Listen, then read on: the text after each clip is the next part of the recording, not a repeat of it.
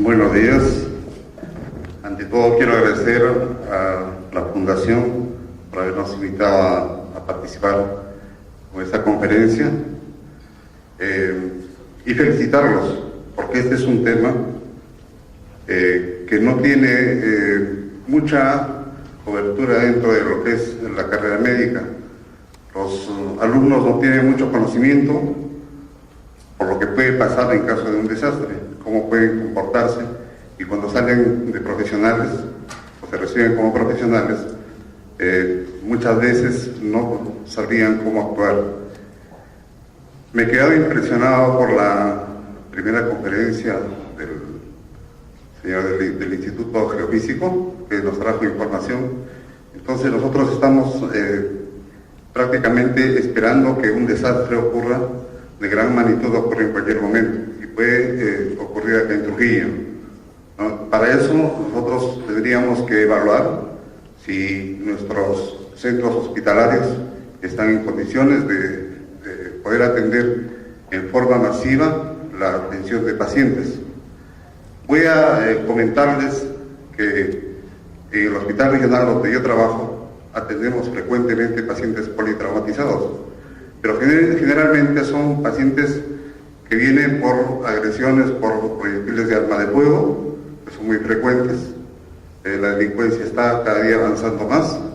Entonces, esto, si bien es cierto, a nosotros como médicos nos permite estar constantemente en entrenamiento para atender a un paciente politraumatizado, pero nos damos cuenta que hay escasez de recursos. Yo siempre digo, hace unos años estuve en la jefatura de emergencia y evaluando la situación del departamento, me daba cuenta de que cuando llegaban más de 3 pacientes graves, colapsaba esa emergencia. Entonces, la capacidad para recibir, imagínense si nosotros en un desastre vamos a recibir una afluencia masiva de pacientes, no vamos a tener una capacidad. Actualmente nosotros necesitamos por lo menos para un paciente grave un mínimo de 5 a 7 personas, entre médicos, enfermeras, el personal técnico y aparte el personal auxiliar que va a tomar los exámenes auxiliares, lo que son radiografías, tomografías, exámenes de laboratorio. Ese es para un paciente grave. Imagínense, nosotros hacemos guardias, un cirujano en la noche, hay 3 o 4 residentes dependiendo la cantidad de residentes disponibles para la guardia, y ese es prácticamente el equipo ayudado por los internos que están terminando, haciendo su práctica, terminando la carrera, para posteriormente recibirse de médicos. Entonces, con varios pacientes que puedan acudir a la emergencia, nuestro hospital colapsaría. Y eso es una preocupación constante. Hace tiempo estamos pidiendo la construcción de un nuevo hospital. En estos días hay un lío en el hospital porque quieren privatizarlo, van a botarlo, y total, ahí estamos en esa situación. Van a construir un nuevo hospital casi con la misma capacidad, o sea, Trujillo no va a ser beneficiado, pero son decisiones de las autoridades. En lo que respecta al paciente politraumatizado, es un paciente que tiene afectados 2 o más sistemas, es decir, por ejemplo, un paciente que tiene una lesión en el cráneo, una lesión en el tórax, en el abdomen, en las extremidades. Entonces, cuando tiene afectado más de 2 sistemas, es un paciente politraumatizado. Ahí nosotros nos guiamos generalmente por el ATLS. El ATLS es un protocolo de la Sociedad de Cirugía Americana y que nos dan las normas para poder atender este tipo de pacientes. Normalmente o frecuentemente lo que usamos el protocolo lo hacemos con pacientes que llegan, o sea, en esas condiciones que necesitan ser atendidos con prioridad, y siempre evaluamos a todos los pacientes, ya sean accidentados, heridos, cualquier paciente que haya sufrido un traumatismo por cualquier causa, ya sea una agresión física o por un accidente de tránsito, una quemadura o cualquier otra causa, es evaluado el paciente con este protocolo de ATLS. En primer lugar, ahí tenemos en la evaluación inicial todos los pasos que van a seguirse. Lo primero es la preparación el triaje que ha hablado el expositor que me ha antecedido, la revisión primaria con la regla mnemotécnica A, B, C, D, E, la reanimación, los exámenes auxiliares para la revisión primaria y reanimación. Después de esto viene una reanimación secundaria, que es prácticamente una revisión ya más exhaustiva, repitiendo todo lo que es la revisión primaria. Vienen unos auxiliares para la revisión secundaria, después hay una reevaluación y monitoreo continuo, después de la reanimación y después los cuidados definitivos. La siguiente, por favor. Entonces, nosotros tenemos que hay una atención prehospitalaria. Hace unos años no teníamos lo que es el SAMU. Los amigos de la compañía de bomberos han ido poco a poco asumiendo el traslado de algunos pacientes que sufren accidentes de tránsito. Entonces, la mayoría de pacientes, si bien es cierto, y hay estos servicios, la mayoría de pacientes llegan a nuestro hospital traídos en una forma inadecuada, porque vienen en taxi la mayoría, taxi, carros particulares. Entonces son recogidos a veces de forma inadecuada. Por ejemplo, sufren un accidente de tránsito y estos pacientes pueden tener una lesión parcial en la columna, pero como son mal manejados por el desconocimiento de la gente y con la desesperación de los familiares, los suben de una forma inadecuada a un carro que no tiene las condiciones adecuadas para transportar un herido de esta clase, y llegan al hospital. Cuando uno evalúa, probablemente le han hecho más daño y resultan con lesiones en la columna, pacientes de repente que no han sido transportados adecuadamente, que durante el trayecto pueden aspirarse y pueden llegar prácticamente fallecidos al hospital. Entonces, esta atención prehospitalaria es importante. El problema es que nosotros tenemos ahora SAMU, pero no hay un enlace para que nosotros recibamos la información.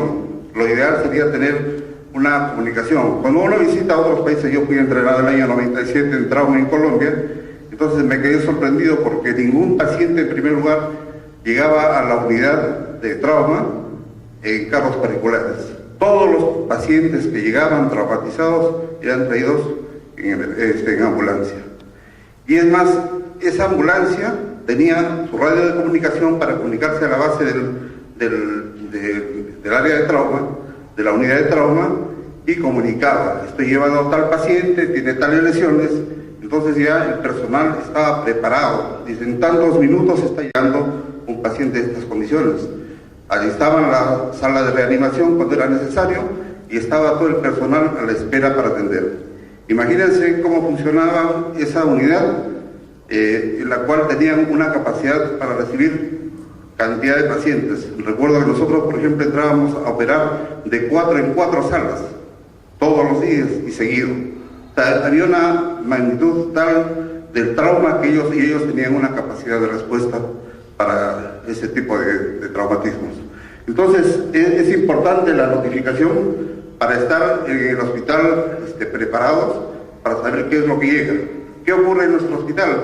Como no hay medios de comunicación, ya sea radial o telefónica, entonces de pronto nos llega una ambulancia, escuchamos la sirena entrando ya al hospital y recién vamos al acercarnos, sabemos que hay un paciente que está politraumatizado y que necesita atención urgente, ¿no? Entonces esta comunicación no es adecuada y yo creo que las autoridades deberían poner cartas en el asunto para poder solucionar y poder tener quizás una base y de comunicación radial. En la fase prehospitalaria, pues ya saben, lo que son el personal de SAMU, el personal de bomberos, el mantenimiento de la vía aérea, el control de hemorragias externas y evitar que este paciente se choque, es decir, hay que ponerle vías muchas veces cuando tienen capacidad para colocar una vía, y tratar de inmovilizar al paciente para el traslado adecuado. Entonces tienen unas camillas que son adecuadas, tienen probablemente también tienen férulas, y a esa camilla le ponen al paciente, prácticamente lo fijan con unas correas, y ese es un transporte adecuado, ¿no? Cuando llega en ambulancia, entonces el paciente puede tener menos riesgo de que sufra más lesiones de las que ya ha sufrido durante el accidente. La siguiente. En la fase hospitalaria, si nosotros ya hemos recibido entonces información, estaríamos preparados, ¿no? Lo ideal es esto, que hay anticipación de requerimientos básicos antes de la llegada del paciente al hospital. Es decir, yo ya sé qué tipo de paciente llega, entonces ya me preparo. Puedo prepararme quizás mi coche de paro para estar listo y poder intubar a un paciente. Hay que despejar el área cuando hay otros pacientes con lesiones menores y preparar el equipo adecuado, que haya personal que nos auxilie con los exámenes auxiliares de laboratorio, tomografía, rayos X y todo lo que sea necesario. En la conferencia anterior ya han hablado sobre el triaje, que consiste en la selección de pacientes. Entonces es importante, como decía el colega, que a veces nosotros tenemos centros en la periferia, se han creado nuevos hospitales, pero sin embargo no funcionan las 24 horas. No hay especialistas muchas veces en esos hospitales. Lo ideal es tener en los centros que se han creado, los centros hospitalarios de periferia, personal capacitado de acuerdo a la especialidad para que atienda a estos pacientes. Y lo que ocasiona que nosotros recibamos tal cantidad de pacientes y que los recursos sean desperdiciados con pacientes que podrían haber sido atendidos en un centro de menor nivel. Y eso nos genera una serie de problemas. La siguiente. Vamos a ir pasando esto brevemente, lo que es la revisión primaria, revisión secundaria. Acá tenemos lo que es el ABCDE. El A significa el mantenimiento de la vía aérea, es decir, que tenemos que ver que una vía aérea esté despejada, que no haya restos de tierra cuando sufren accidentes, que de repente el paciente se ha vomitado, no vaya a aspirarse, entonces hay que mantener esa vía aérea permeable. El B, que en inglés es breathing, se refiere a la ventilación. Entonces nosotros tenemos que verificar que el paciente esté ventilando, o sea que el tórax se expanda. Y eso uno puede observar, puede escuchar o puede oír acercándose hacia el paciente. La C, de circulación, hay que controlar todas las hemorragias por donde esté sangrando. Muchas veces el personal no sabe. La mejor forma de parar una hemorragia es por la presión. Yo siempre les digo a mis residentes que están en formación en el hospital que hay que presionar. Hace poco me sacaron de sala de operaciones porque un paciente estaba sangrando del antebrazo. Había una herida por vidrio en la arteria radial. Entonces los residentes quisieron suturar ahí y sangraba lógicamente, y la familia alrededor, porque la familia es la más desesperada e incomoda, los pone nerviosos a los médicos que están atendiendo. Entonces me llamaron para que vea este paciente. Generalmente se hacen salas de operaciones, pero cuando yo acudí y había visto tal cantidad de sangrado, le digo, a ver, me puse guantes y solamente con una presión paró el sangrado. Entonces, lo que siempre les digo a los alumnos también de la universidad, lo que se tiene que hacer para parar una hemorragia, ya sea arterial o venosa, lo primero es la presión. La gente se desespera, la gente que no tiene conocimientos de medicina al ver un poco de sangre. Entonces, en lugar de presionar, se asustan y corren, y el paciente se sigue desangrando. Entonces, lo más importante es la presión. Ya después veremos qué es lo que pasa en el hospital, si es necesario llevar a la sala de operaciones o si se puede hacer un procedimiento solamente en emergencia. Recuerdo un caso hace unos años que llegó un paciente que había estado cortando con una máquina moladora, entonces una madera, encontró un clavo por ahí y no había cogido bien la máquina, resultó cortándose el cuello. Entonces yo con el papá lo traía en un taxi. Cuando yo me acerco, lo veo al hombre que estaba presionando el cuello y la herida era grande, ¿no? Entonces me dice, sangra demasiado. Digo, ya, pásenlo acá.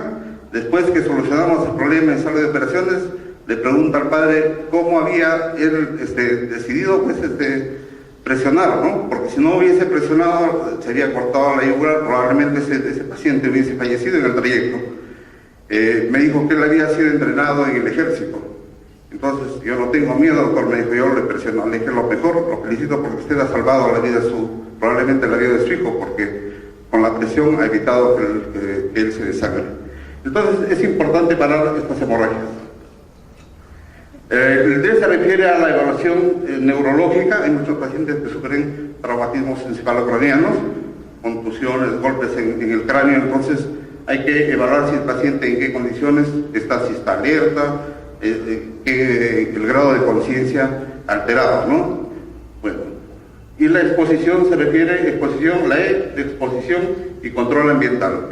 Quiere decir que el paciente debe, en emergencia, debe sacarse toda la ropa. El error más grande es cuando el personal mismo de emergencia no está entrenado y empieza a aflojarle toda la ropa y a querer sacarle, o sea, por no romper o no cortar un pantalón, porque a veces el mismo paciente tampoco quiere que se corte su pantalón porque mi pantalón es nuevo. Quizás para él tiene importancia eso, ¿no?